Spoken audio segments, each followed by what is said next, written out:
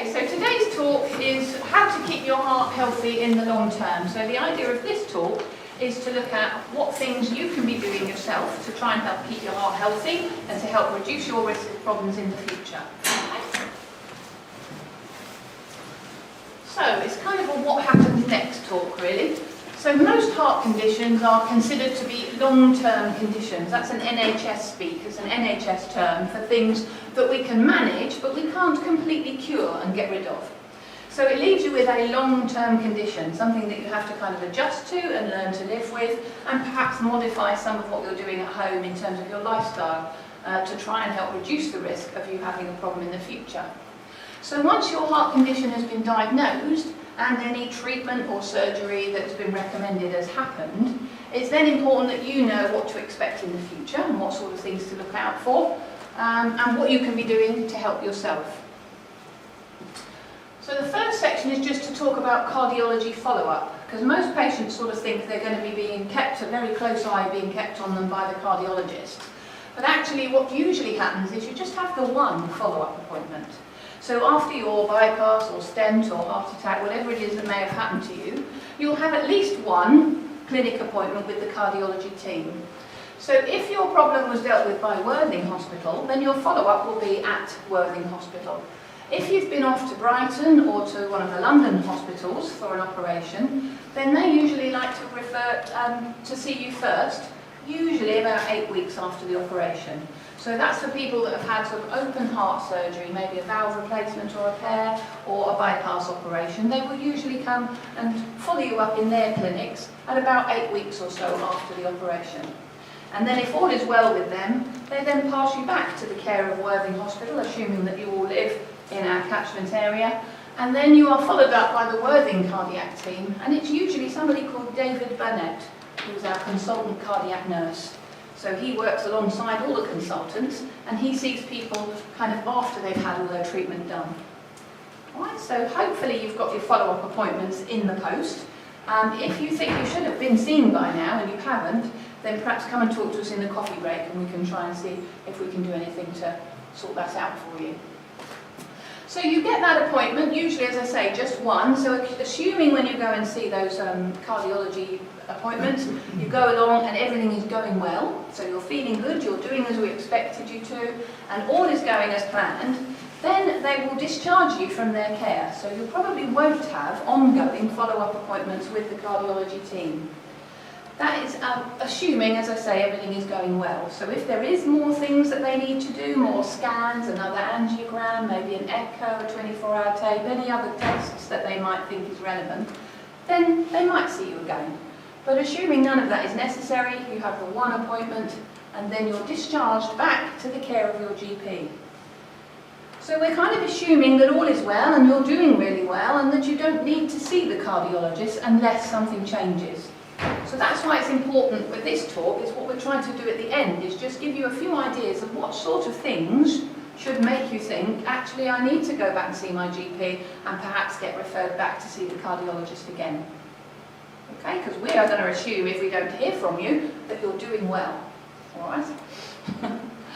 Now you should have, I've put on here you may have, but most of you, depending on what's happened to you, will be invited in for a yearly check at your GP surgery. Now that might be with the GP, or usually it's with one of the nurses who's got a bit of cardiac training behind them as well. So that would be called a cardiac practice nurse. So at your surgery you need to seek out the cardiac practice nurse, and 1 year after you were diagnosed with all your heart problems, they should be getting you in for a bit of an MOT, so a bit of a checkup, to make sure you're doing all the things we've asked you to, double check on your blood pressure and your cholesterol and things like that, and just make sure that you're doing everything that you should be, really. But apart from that, long term, you're pretty much left to get on with it and just get on with doing all the things that we've advised you to. So what exactly are all those things then? So in the long term, you should continue to lower your risk of further heart problems by looking at your risk factors. Okay, so you might have heard that bandied around before. So what is a risk factor? It's something that we know from evidence and from research can increase the chance of having heart problems. Okay? At the last count there was something like 250 of them. So you'll be pleased to know I'm not going to go through all of them today, but we'll pick off perhaps the top 10, the ones that make the biggest difference and the ones that you can do most about. So some of these risk factors are called non-modifiable, which means you can't do a lot about them. So age is an example of a non-modifiable risk factor. We know that as we all get older, the chances of us getting a heart problem gets greater. But we can't do a lot about that because we can't stop the aging process. So that's a non-modifiable risk factor. But thankfully, there's quite a lot of them that are modifiable, which means we can make a difference to them and we can help to lower our risk by doing certain things. Okay, so those are some examples of non-modifiable risk factors. So we mentioned age already. There's also gender on that list as well. For some reason, it seems that gentlemen are more likely to get heart conditions than ladies, certainly before the age of 70, that's true. After the age of 70, then the ladies seem to be catching up with the chaps. And we don't still really fully understand why there is that gender difference. They used to think it was down to protective hormones that ladies have, but that's since been disproved as well. So we don't really know why that is, but it's just one of those things. And you can't do a lot about that one, so it's on the non-modifiable risk factor side. There's also family history on here as well. So if you know that heart disease or heart problems runs in your family, and by that we mean close relatives, so we're talking about brothers, sisters, mums and dads, who were diagnosed with a heart problem before the age of 65. Okay, so if your granny died of a heart attack when she was 90, that doesn't count as a positive family history, because by the time you get to 90, all sorts of things may happen. But a positive family history is somebody being diagnosed before the age of 65 and they're a close relative, brother, sister, mum or dad. Okay? So again, you can't do a lot about that. If it's in your genes, then it's in your genes. But what you perhaps can do is try to be a bit more proactive about perhaps your children, your brothers, your sisters, making them aware of all the stuff that we're going to talk about today so that they can help to lower their risk as well. Some cultures are more likely to suffer with heart problems and heart disease as well, particularly a lot of South Asian populations have a higher incidence of heart problems, and also having diabetes. So some of you may have diabetes as well as your heart problem, and that increases your risk of heart problems as well. So those are non-modifiable. Enough about them. We're going to move on to the ones that are modifiable. So these are the big ones that we're going to go through today.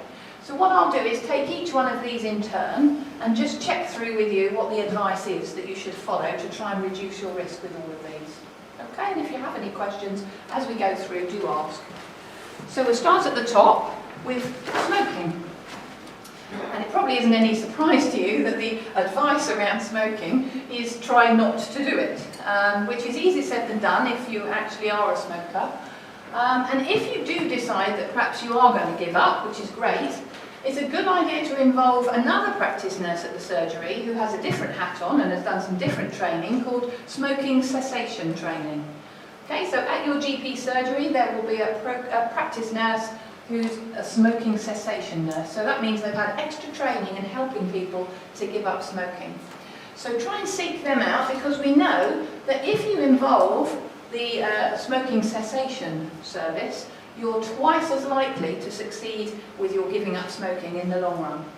So even if you feel pretty confident that you can manage it all alone, perhaps it's worth just making an appointment with that practice nurse just to double check, see if they've got any extra ideas that can help make sure that once you've quit, you stay quit. And on the table over there, if you haven't already had a chance to have a look, we do have some pamphlets. So you might not be a smoker yourself, but if you have friends or family that are and you want to try and persuade them into giving up, please do. And if you want to take any of the booklets to hand to them, please do. This one's quite a good one, this little wheel here that gives you an idea of the health changes, like a day after your last cigarette, a month after your last cigarette, a year after your last cigarette. It will explain what the health changes and the health benefits are. And if that doesn't persuade them, on the other side, it tells you how much money that you will save by not buying cigarettes as well.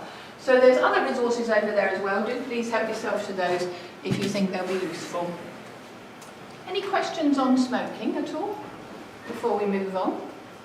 Do we know what the percentage of smokers to heart attacks are? Because 40% of people that get cancer have never smoked. No, that is true, yes. So it's not the only risk factor. I don't off the top of my head know what the percentage of heart disease patients that are smokers or have ever smoked as well, because that's still a risk factor. If you're an ex-smoker, that can still be a risk factor for some patients. So off the top of my head, no, I don't know the percentage on smoking. But it is true to say that not everybody who gets heart disease is a smoker, so it's one of many risk factors. So that's why what you need to do with this list is go through and see which ones of these are actually relevant to me personally, and which ones of these do I need to pick off and perhaps look at perhaps doing something about. And it won't be all of these. It might not be any of them. If you're very lucky. Hayley, Yeah. when we did the follow-ups questionnaires, Yeah. it was under 10% of people who were still smoking, so it was quite low. Yeah, but that's people who've already been through cardiac rehab, so that doesn't tell us what the percentage was before they had the heart problem. I suspect it was probably a bit It wasn't higher. that much higher because not that many admitted to giving up. Yes. So it wasn't an enormous figure. Yeah, okay. So moving on to the next one on my list, we've got blood cholesterol level as the next one. So the advice to try and help with this one is to watch your diet. So have a look at your diet, have a look at what you're eating, and see if there are any places there that you can reduce the amount of saturated fat. So saturated fat is animal fat, so it tends to turn up in lots of things that taste lovely, like cheese and butter and cream and things like that. It's also on meat. You can cut some of it off, but it'll be within the meat anyway as well, certainly red meat. And there's a good booklet on the end of the table over there that you might want to have a look at if you haven't already got, called Cut the Saturated Fat. So this is quite a popular one that we tend to give out when we see people. And it folds out into a sheet that looks like that. So it's got three columns on it, in terms of how high the food is in saturated fat. So the idea is, hopefully, if you look at this column, which is called healthiest choices, hopefully most of what you're eating most of the time will be in that column there. And then we've got a middle column which is called eat occasionally, which means it's going to be a little bit higher in saturated fat. And then another column which is the really naughty one that says watch out for. So those should be your kind of occasional treats and not too often, hopefully. So it's quite a good at-a-glance sort of chart to get an idea of whether what you're eating at home has got saturated fat in or not, and whether you need to do anything about it. So apart from looking at your diet there, the other thing is to have your cholesterol checked at least once a year. So that will be part of what is done at the sort of yearly MOT that you get done at your surgery. But if you've only just been started on tablets to lower your cholesterol, so if you've just been started on statins, hopefully somebody will also, at your GP surgery, book you in to have that tested after about 3 months, so that we can make sure that with that statin that we've given you, your cholesterol has come down to the level we want it to be, which is less than 4. If you have heart disease, we want to try and get your cholesterol down to less than 4. And we won't really know whether that tablet's doing the job until you have that blood test done. But we need to wait a good 3 months for it to have its full effect, to then test your blood to see if it's come down. So once you've had that test done and hopefully a result comes back and it's great and it's below 4, then it's just a case of once a year having it double checked to make sure that it's staying down and that you're staying on the statins to keep it down as well. Just a little note here to mention something called a lipid profile. So if you go to see your GP for a cholesterol test, there are 2 types of tests they can do. One is a sort of simple cholesterol test, which just gives you the one number. So where I said earlier about less than 4, that's your total cholesterol. So the total cholesterol in your blood is less than 4 millimoles per litre, or whatever it is. They can do something called a lipid profile, which breaks down the cholesterols into good and bad types of cholesterol as well. And at least once, then your GP should do a lipid profile, just so that we can double check that not only your total cholesterol is coming down, but the amount of good and bad cholesterol within that total is as it should be. So we have HDL, LDL and triglycerides. Those may be bandied around, you may have heard those spoken about as well. HDL stands for high density lipoprotein, and that's a good type of cholesterol. We like that one because it tends to go around our arteries looking for fat and taking it back to the liver where it can get processed and got rid of. So we want more HDL, but meanwhile we don't want low density lipoproteins, which is another bad cholesterol, or triglycerides, because those are the types of fats that tend to loll about in the arteries and stick to the artery walls. So what statins do is lower the bad cholesterol whilst leaving your HDL levels alone and not reducing them. So that's why statins are so good. And that's why we try and put everybody on them. Okay, so once you will get a lipid profile, and then assuming that your split of good and bad is okay, then you'll probably find that your GP will just do a total cholesterol once a year to make sure it's staying where it should be. And there's a little booklet on the end of the table there called Reducing Your Blood Cholesterol. So if you want to know a bit more about this, or you want to take that home to remind yourself about it, there's a little booklet all about cholesterol and the dietary changes you can make and what have you. Any other questions at all before we move on from cholesterol? No? Okay. So next on my list then was blood pressure. So this is a risk factor. We know that if you have high blood pressure for a number of years, then that means that the heart is having to work harder to pump the blood around the body, which is what we don't want. We want to try and make the heart's life easier and reduce the amount of work it has to do, which is why it's important that your blood pressure is not too high. So the advice for blood pressure is to make sure you have it checked at least twice a year, at least. You can do it more, but at least twice a year. And more often if you know you have a history of having high blood pressure, or if someone is fiddling around with the doses of tablets that you're on, or maybe stopping one tablet, starting another tablet. Those are a good time to double check on what's happening with your blood pressure as well. But if you're on the same tablets and they're not really being changed and your blood pressure has been okay, then just twice a year will probably be enough. So for that you've got choices. You can either use the machine in most GP practices. They've now got one that you can use in the waiting area. So you sit down in a chair for a little bit beforehand, stick your arm in, and then it gives you a little printout of what your blood pressure is. Yeah? So you can use that. Some people like to buy their own one so that they've got one at home and can do it as and when they want to. It's up to you. Everybody's different on that front. Perhaps if you're having lots of problems with your blood pressure, or they're fiddling around with your tablets to try and get your blood pressure under control, it might save you a few trips down to the surgery to keep taking your blood pressure if you've got one at home. And they're relatively cheap now. You can buy them for somewhere between £10 and £20, a good one.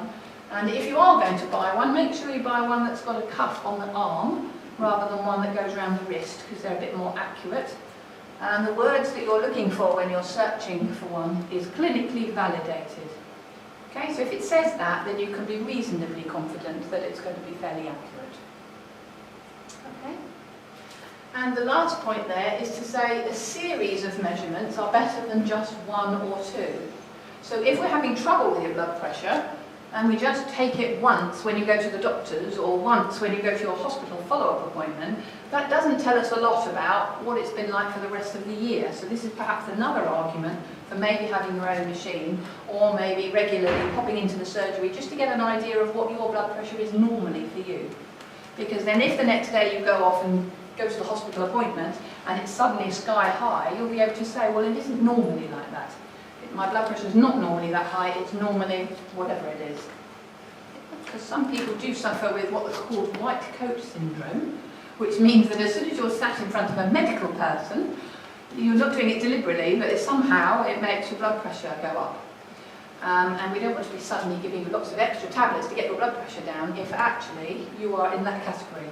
So if you've got some nice home readings that you've done to tell us what your blood pressure is normally, we won't be quite so worried if it happens to be high when you come to the clinic appointment. Does that make sense? Yeah? Yeah. Okay, good.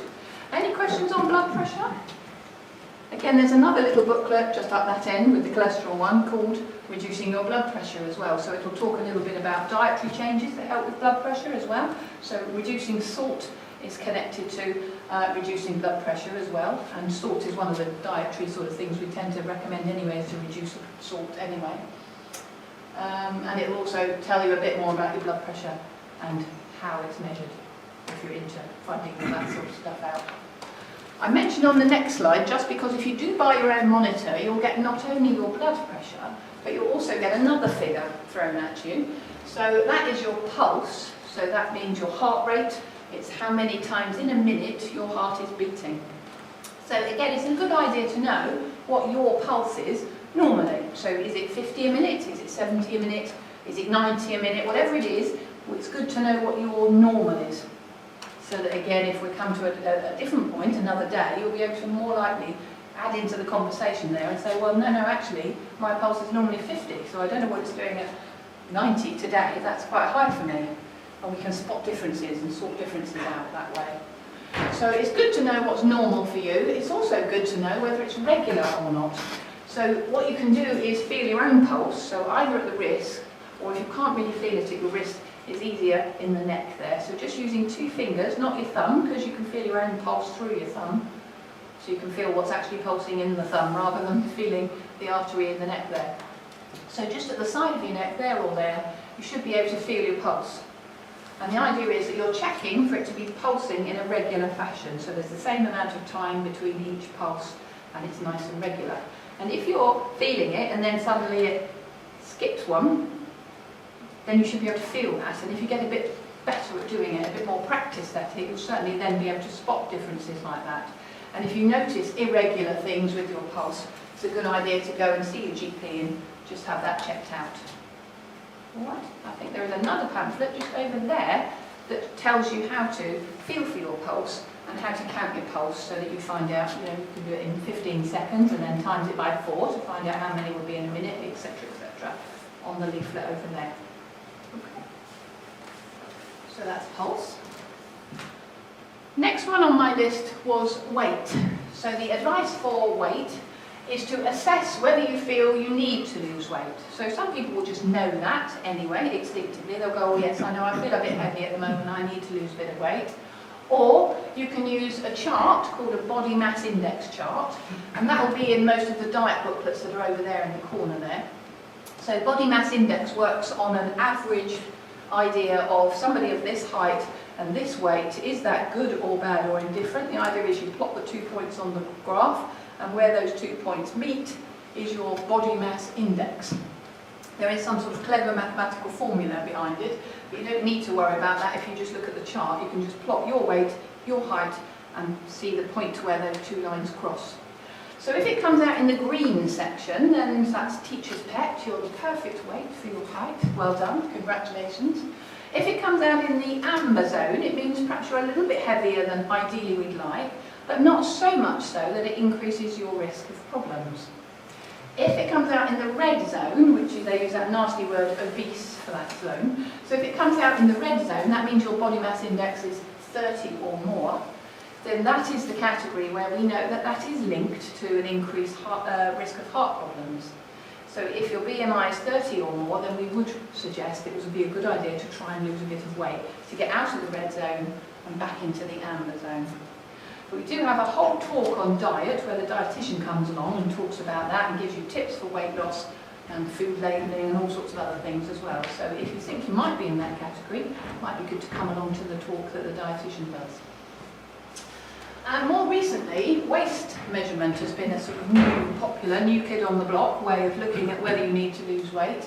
So that again has green, amber and red zones about how much weight you carry around the middle. So they found out that the more fats that you carry around the organs, the internal organs, so centrally here in your trunk, that is also linked to an increased risk of heart problems and also diabetes. So although you might be okay on the scales, according to the BMI chart, if your waist circumference shows that you are carrying a bit too much weight around the middle, that again should be pointing you towards trying to lose a bit of weight and trying to lose some of that fat that's around your internal organs. So that's a sort of separate risk factor alongside weight, but connected. Does that make sense? Yes? Some of the booklets over there specifically talking about weight, if you want to look at those, and waist circumference. There's a little mini one that's got a picture of a tape measure on the front called Understanding Your Weight. So that one talks about waist circumference as well as BMI. And that one is called Your Simple Guide to Healthy Weight Loss. So if you're specifically interested in losing weight, these two are probably a better idea. If you just want generally what is a healthy diet, then these two are the ones to go for. So that's the one we've already discussed, which is the saturated fat one, and this new one that's only just come out called Eat Better, with pictures of fruit and veg on the front. Okay. Any questions on weight before I move on? No? Okay. The next one on the list then was exercise. So we know that people who exercise regularly lower their risk of having heart problems in the future. So it's a good idea to do some regular exercise. Now, if you've only just had your heart attack or your stent or your bypass, you don't suddenly start with the magic half an hour 5 times a week, which is what we're aiming for. You need to gradually build yourself up to that. So you start off with something regular. So it's the regular that is the key here. It doesn't matter how long you're doing, it's doing it regularly that you need to get into the habit of first. So it might just be something like going out for a 5-minute walk or a 10-minute walk round the block, around your house. But if you can do that regularly, so 5 times a week, or daily if you can, obviously more is better, but we let you have a couple of days off and say 5 times a week, all right? And then the idea is, once you're regularly doing 5 or 10 minutes, and you feel okay with that, and you're not getting unduly tired, you're not getting any chest pain or getting too out of puff, then you gradually build that up to 15 minutes a day, and then 20 minutes a day, and then 25, and then 30 minutes. And that's what we're aiming for, is 30 minutes of continuous exercise. So you're keeping moving without stopping for 30 minutes. But you don't start with that, you build yourself up to that. Once you've got to that point where you can manage 30 minutes in one go without stopping, then the next thing to do is to work on the intensity of exercise. So in other words, how fast you're going. So to start with, we build up your time, which is kind of getting your stamina and getting you used to doing exercise. And then we look at the intensity, which is where we're going to try and walk a little bit faster, so that we might actually be getting a little bit warm, a little bit out of breath, a little bit sweaty. Okay? But you don't do that bit till you've managed to build up your stamina for exercise and doing it on a regular basis for about half an hour. And that comes from the government's recommendation that everybody, not just heart patients, everybody should do 150 minutes of moderate intensity exercise a week. So what we've done is taken that 150 minutes and divided it up into 5 lots of 30. If, once you get to this stage, it actually suits you to do 3 longer periods of exercise rather than 5 lots of half an hour, that doesn't matter. As long as your total is aiming up, adding up to the 150, it doesn't matter how you do it. But if we say to people you've got to do 150 minutes and they're just starting, that sounds like a huge task. If you break it down into 30-minute chunks, it looks a little bit more manageable. Any questions on exercise? Again, we do have another talk, a whole other talk just on exercise, but if anyone has any questions at the moment about exercise, do ask. No? Are we all still awake? It's very warm in here. I'm quite warm. Are you warm as well? That's fine. Just right. If you all start looking a bit sleepy, I might open the door to get a bit of a breeze in. Okay, the next one on my list then is alcohol. Okay, so the advice for alcohol is to avoid binge drinking. So what that is deciding to have all of your units of alcohol that you're allowed in a week and have them all in one night or 2 nights. Okay, so that's what we call binge drinking. And that's not really a healthy way of drinking alcohol. It puts a lot of strain on the liver, which has to process the alcohol through and get rid of the waste products. So if you can avoid binge drinking, that's the healthiest option. And also to keep your intake within recommended limits. So does anybody know what the recommended limits of alcohol are? How many units are we allowed a week? What was that? 14, yes. The gentleman used to do well out of this because there used to be 2 different totals. There was one for ladies and one for men. It used to be 14 for ladies and 21 for men.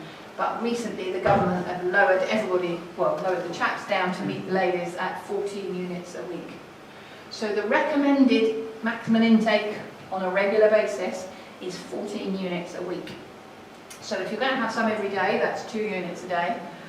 But they also recommend you have a couple of dry days, a couple of days where you have no alcohol, because that's very good for your liver, again, to have a couple of days where it's not having to process through that alcohol.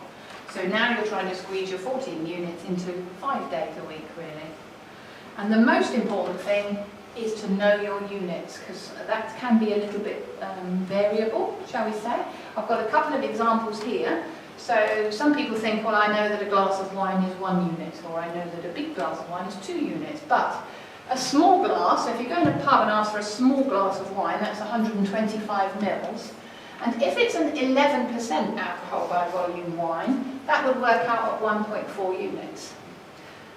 But if we look at the standard glass there, which is 175, so if you just ask for a normal glass of wine in a pub, it will be 175 mils.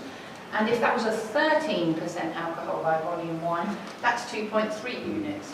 I've also got the calories on there as well. So if you are watching your weight or trying to lose weight, that's extra calories that your body is getting from the alcohol that you've got to burn off if you don't want to put extra weight on. So it depends how big your glass is, how big your measure of alcohol is, but also how strong your alcohol is.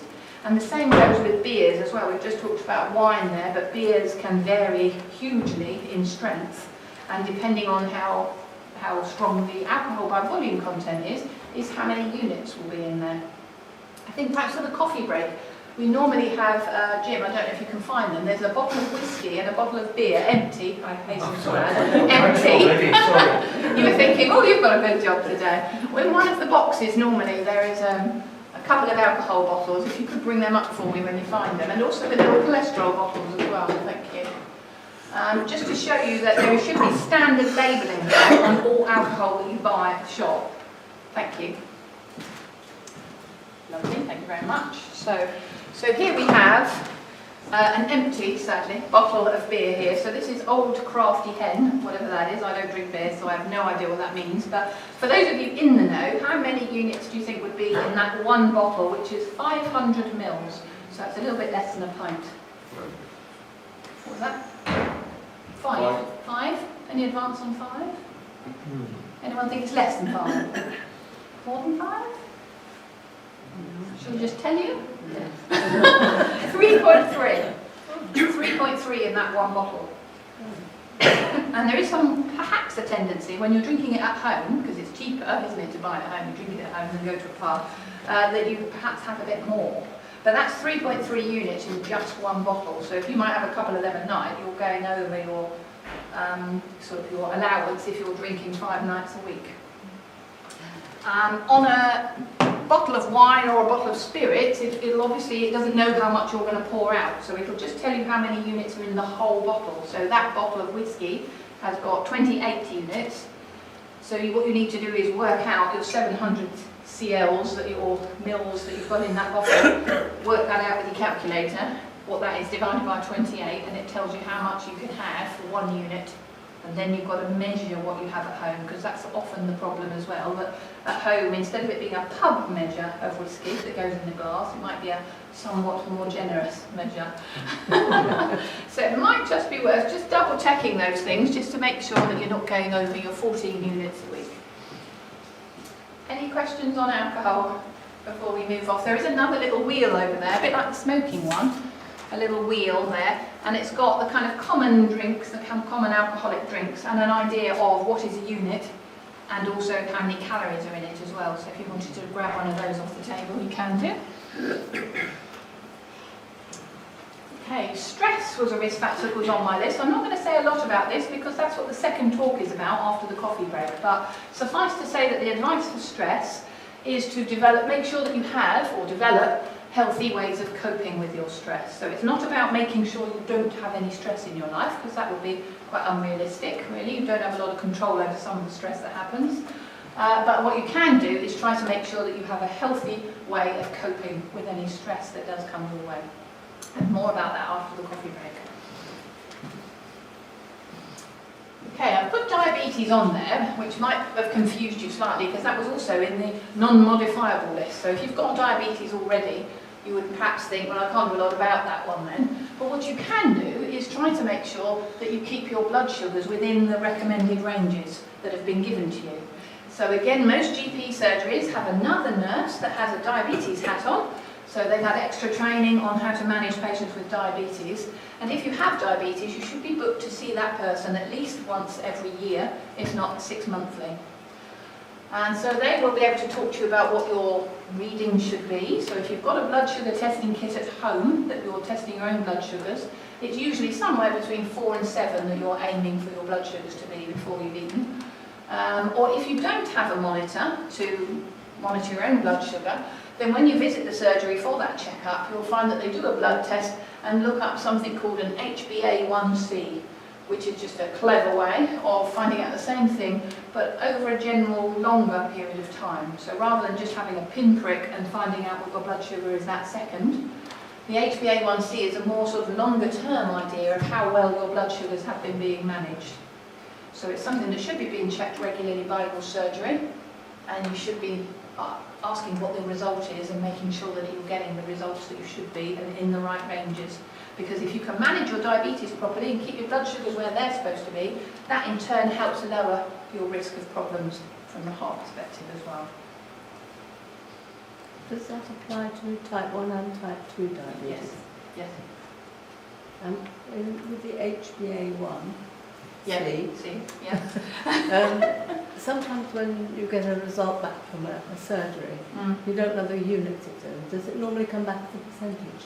It might be, or some of them are moving over to this kind of European scale, which is this 48 to 59, so that's why I put both of them on there.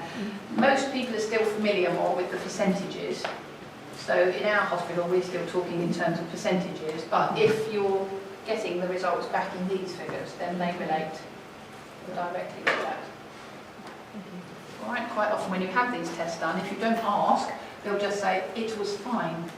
And they don't actually tell you the figure. Yeah. So you actually say, could you tell me the actual figure, please, so that I know, and then jot that down, make a note of it. There are a couple of booklets on the table specifically for people with diabetes. There's one at that end called Diabetes in Your Heart, and there's a couple of other ones about helping to manage your diabetes as well. So you can have a look at those during the coffee break if you're interested.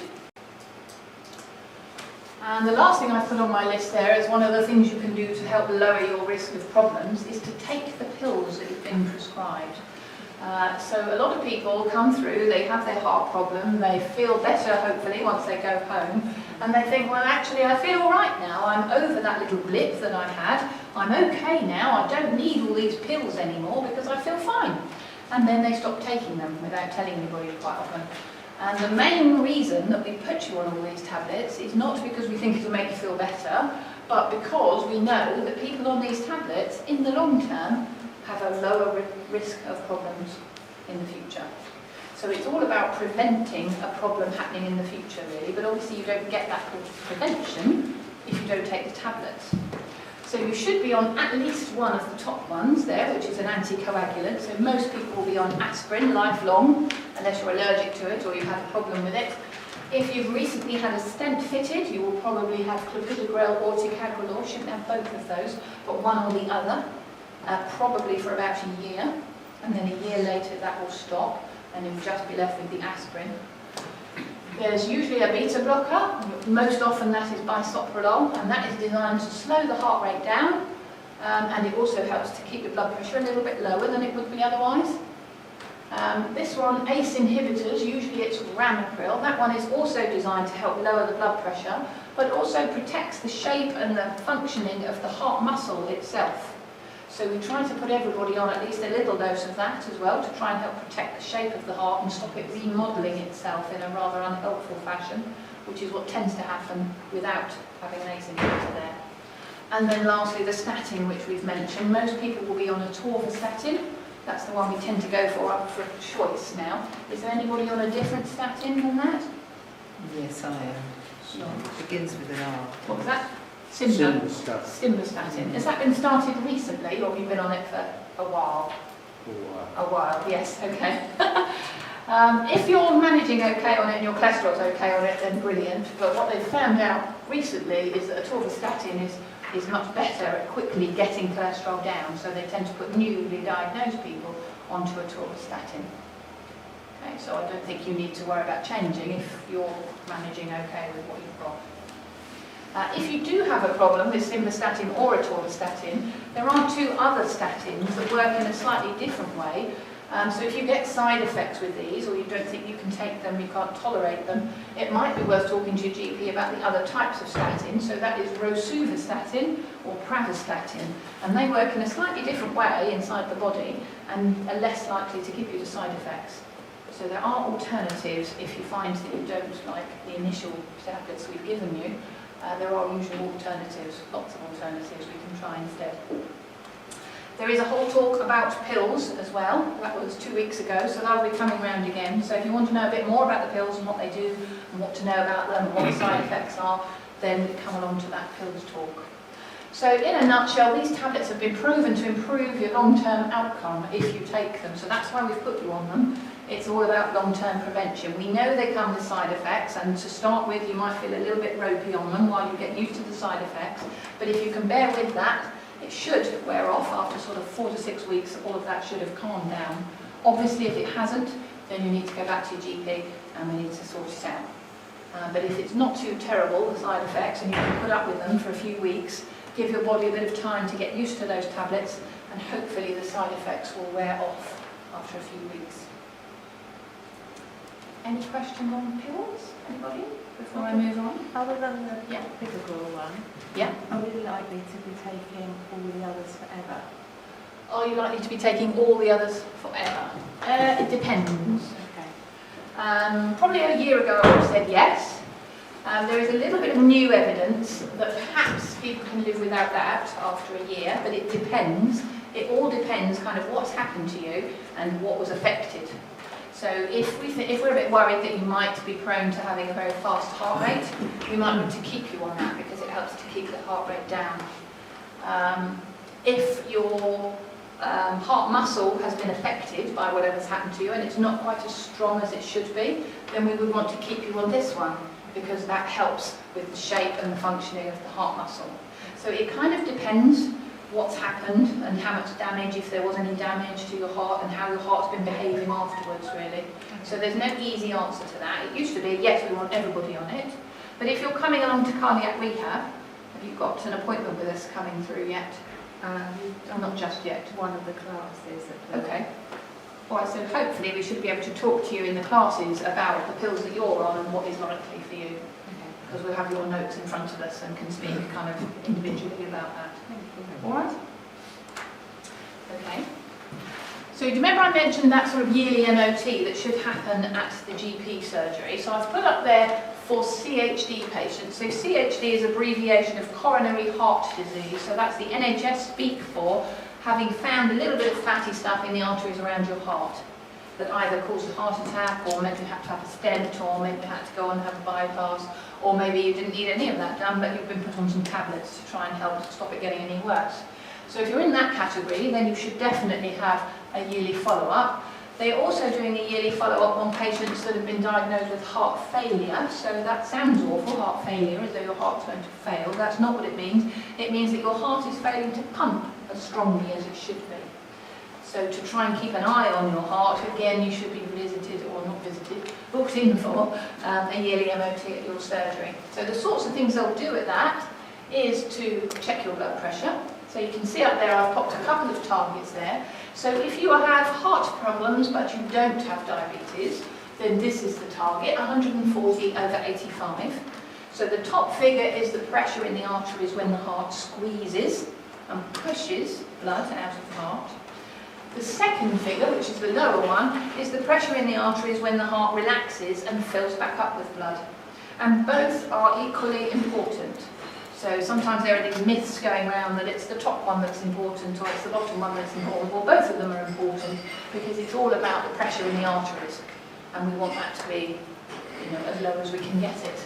So if you do your blood pressure checks at home or at the surgery and you jot them down, so you keep a little record of them, that's what you should be checking them against. So your top figure should be less than 140 and your bottom figure less than 85.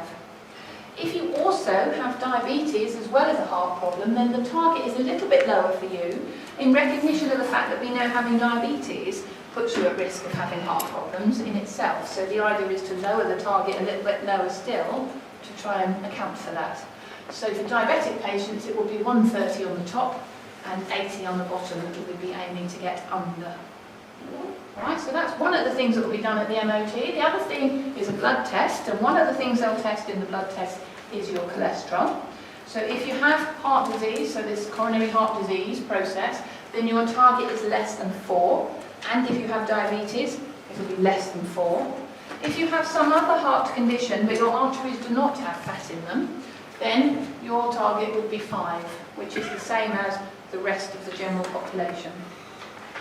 So it's only patients who are at risk of heart disease by having diabetes, or patients that we've already had a look in the arteries and found some arteries that have got a little bit of fat in them, where we lower the target down to less than 4. Okay? So that's a cholesterol test. The other thing that they should check in the blood that they take will be your kidney and liver function. So the kidney function is all about the ACE inhibitor. So the ACE inhibitor was ramipril.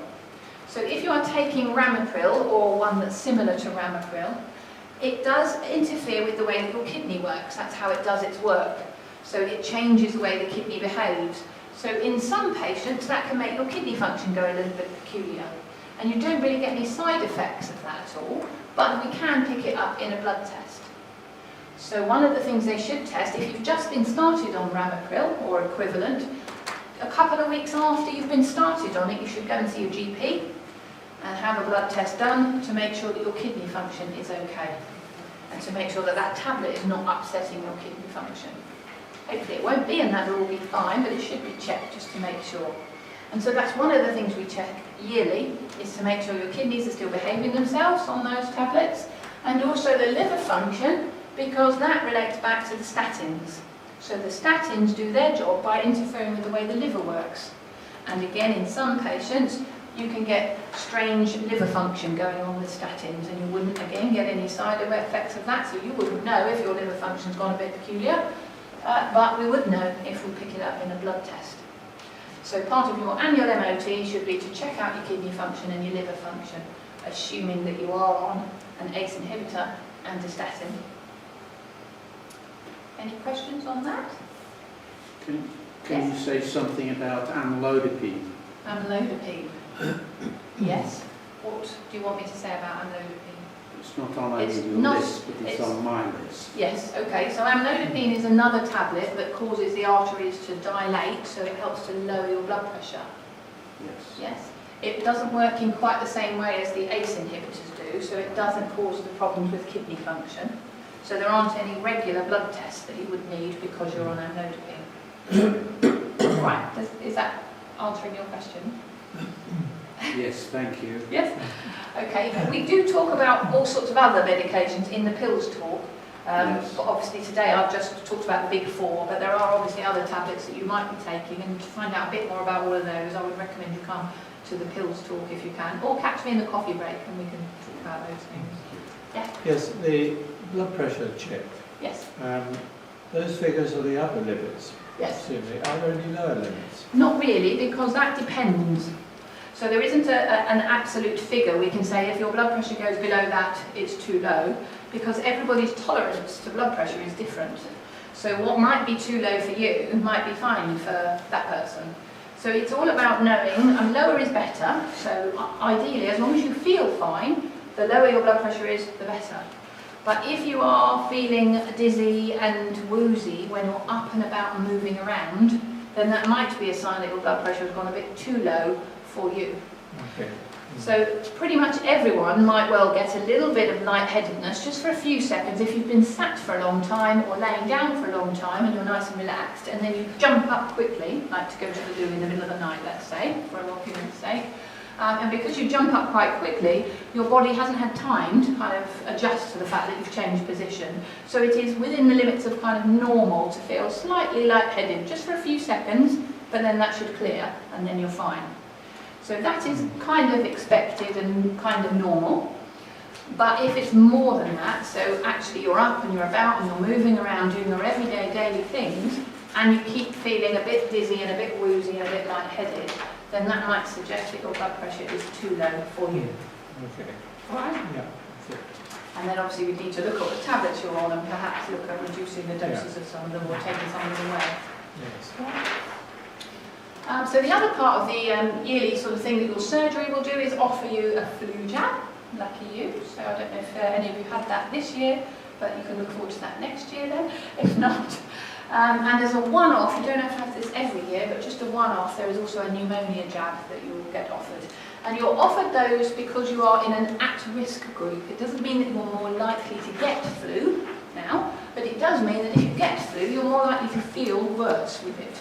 Because you're already on tablets and you've already got some sort of heart condition going anyway, that if you get the flu, it's more likely to make you feel worse than people who are otherwise fit and well. So that puts you in an at-risk group. It's also the same if you have any respiratory problems, so COPD or breathing problems or asthma will also be offered it, and diabetic patients will be offered it, and over, is it 65 or 75? I did say 75 then, but I think 65 are also offered it as well. Okay. Right.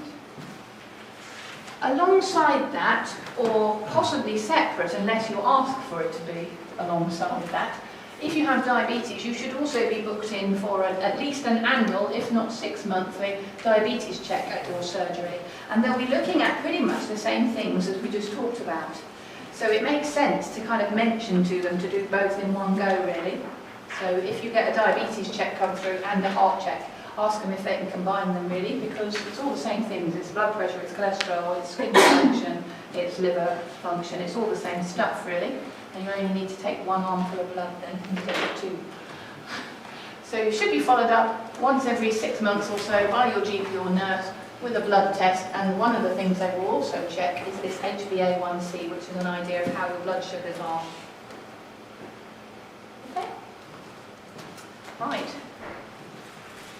So, in a nutshell, what we've said is if we want to reduce our risk to the absolute minimum of getting a problem in the future, we would suggest that you don't smoke, that you have your cholesterol and blood pressure checked regularly, that you keep your weight and your waist circumference in the healthy range, follow a healthy diet, so that's low in saturated fat and salt, high in fruit and veg and fibre, a bit of fish, white meat, not a lot of red meat, exercise regularly, keep your alcohol within recommended limits, review your response to stress, and if you think you need help with that, then get help with that.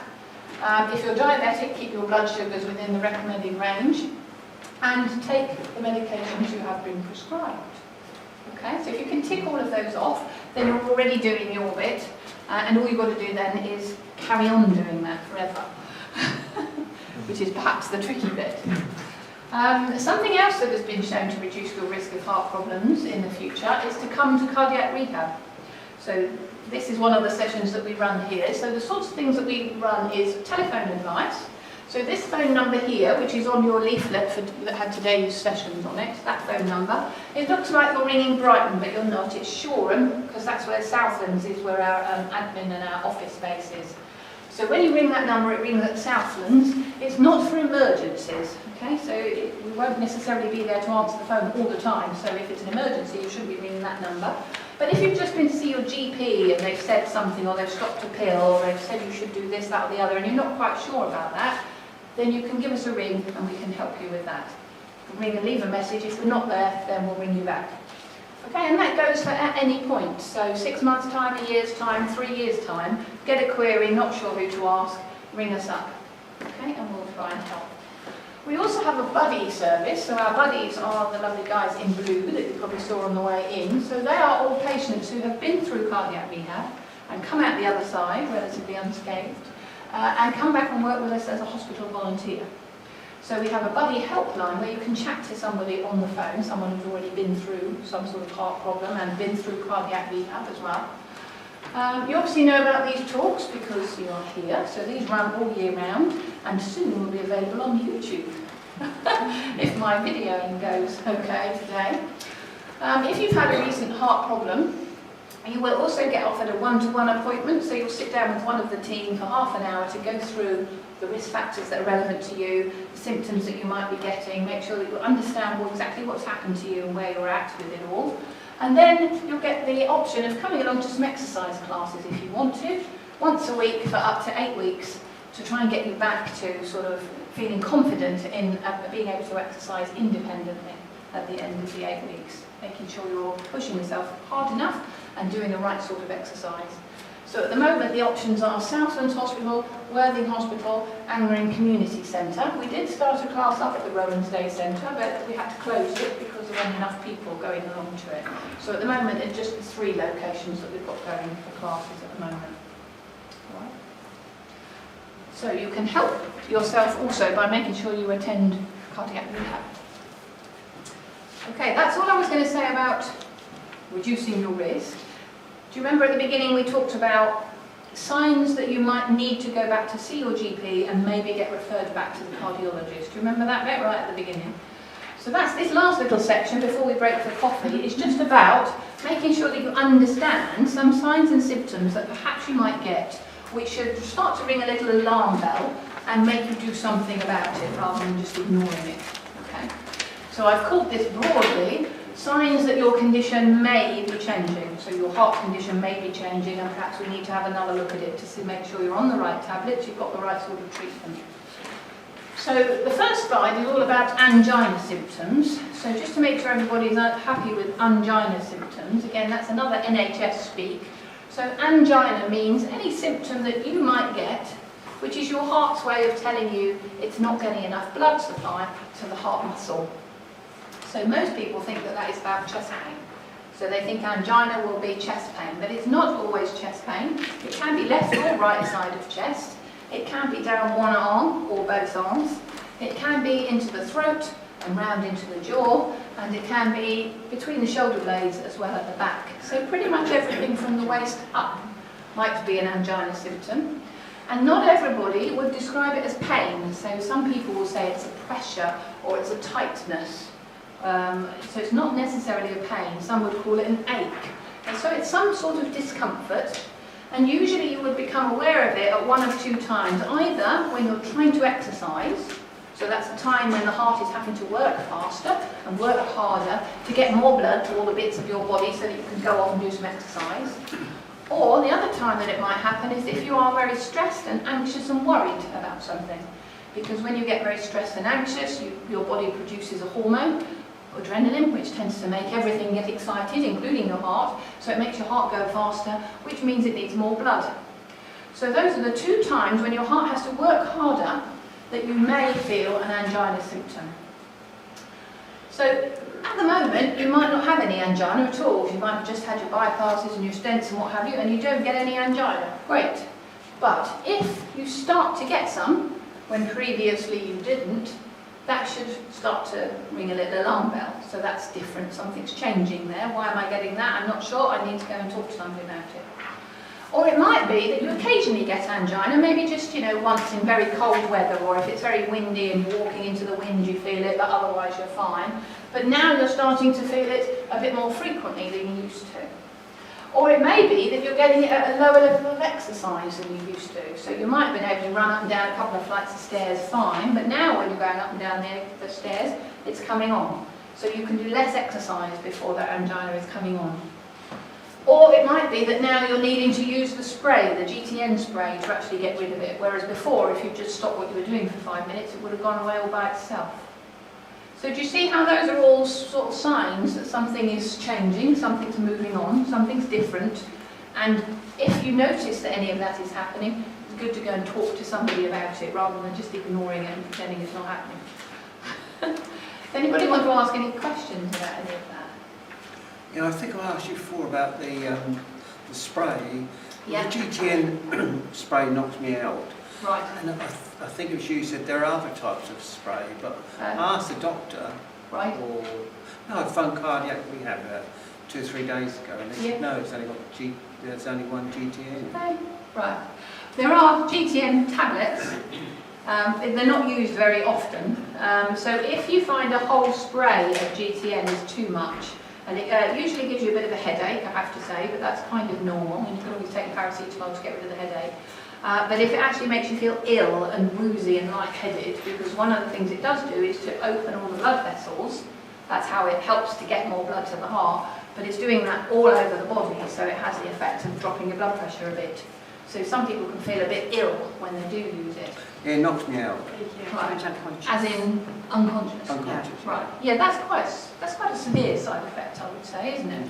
So the tablets are designed to be a dose of GTN in a tablet that you just put inside your mouth, and then it starts to dissolve. So you start to get a little bit of GTN into the system, and then as soon as your angina pain is gone, you spit out the rest of the tablet. Oh, okay. So you are not giving yourself a full dose.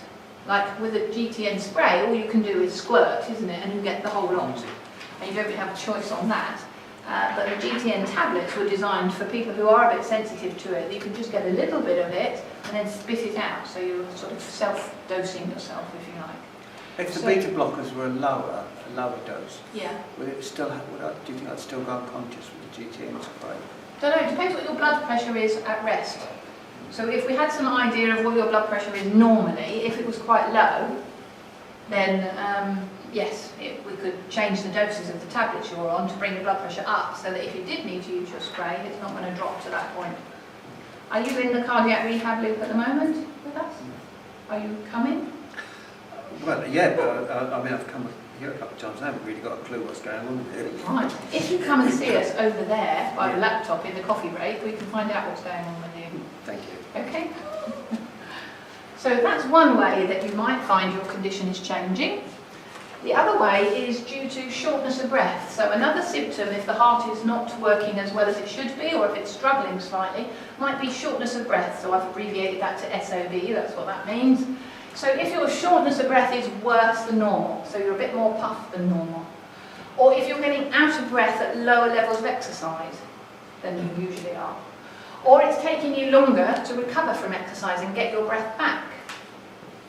And these last ones here relate to sort of fluid retention. So if you're finding that you're unable to lie flat and you have to prop yourself up with pillows at night because you can't lay flat because otherwise you get too puffed out, or you've noticed that your ankles are swelling more, particularly towards the end of the day, you're getting lots of swelling building up in the ankle, those tend to be linked to a condition called heart failure. So it tends to happen with people if their heart muscle is not squeezing and pumping as strongly as it should.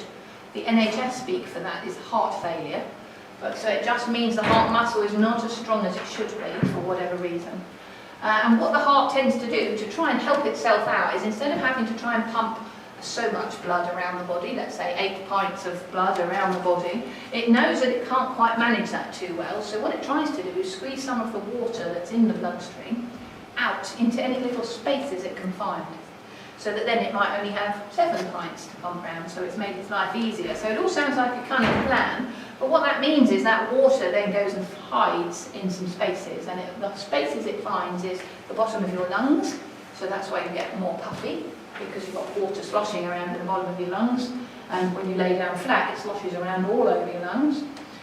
Or it's starting to collect in the venous circulation, so that's the veins, and it all follows gravity, so it finds the bottom part of the body, following gravity, which is your ankles.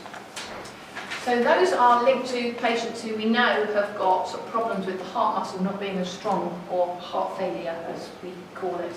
So if you do have heart failure, and you know you have heart failure, you might also have been referred to the heart failure nurses for that. And their advice is, if you have heart failure, is to weigh yourself every morning, at the same time every morning. So usually they'll say, get up first thing in the morning, have a wee, and then weigh yourself wearing the same clothes, pyjamas, nightie, whatever it is, every day, and then monitor what your weight is day by day. And if you have an increase of 2 pounds or more in weight on 2 consecutive days, that is unlikely to be due to whatever you've eaten, but more likely to be due to fluid retention. And so that should also be something that signals to you that you need to do something about it, because if you keep just accruing more water, you're going to start to feel quite unwell. So if any of those things happen, what should you do? So you could talk to your GP about it. You could contact the heart failure nurses if you were under the heart failure nurses. You could talk to us about it. You could ring us up and ask us about it, or come to one of these sessions, chat to us about it. And if you do have any follow-up appointments coming up, bearing in mind they're quite rare, cardiology follow-up appointments, so if you've got one coming up, have a really good think before you go about all of these things. Am I able to do everything I want to? Am I getting any funny signs and symptoms? And jot it all down, because when you get there in front of the person, you probably will forget, or they'll be trying to rush you along because they'll be running late or whatever, and you might forget to mention all of these things which we need to know about. Alright, so the answer is tell somebody, talk to somebody about it, don't just sit at home and hope it will go well by itself. Alright?